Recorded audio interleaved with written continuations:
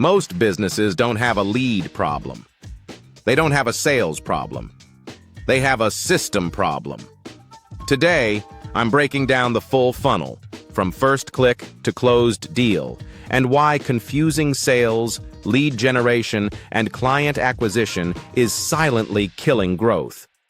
Here's the mistake I see everywhere. Businesses think more traffic equals more leads equals more sales. That's wrong. Traffic creates attention. Funnels qualify intent. Sales close decisions. When you mix these up, everything breaks. Let's break the funnel down properly. Awareness, traffic and attention, lead generation, lead qualification, nurture and education, sales conversion, retention and scale. This is how top 1% marketers build predictable growth. At the top of the funnel, your only job is attention. This is where Google Ads, Meta/TikTok ads, SEO, content come in. You're not selling here. You're interrupting the right person with the right message.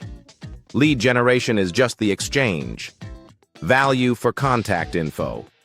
Checklists. Audits. Guides. Low friction doesn't mean low quality. Bad targeting creates bad leads, not forms. This is where most funnels fail.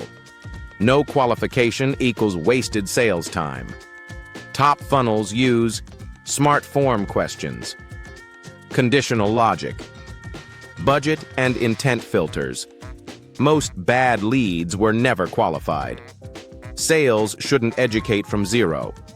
Email, WhatsApp, retargeting, case studies.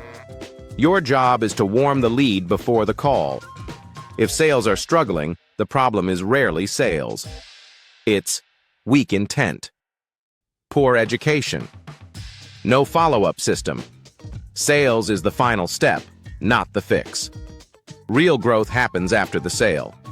Upsells, retainers, referrals, lookalike audiences.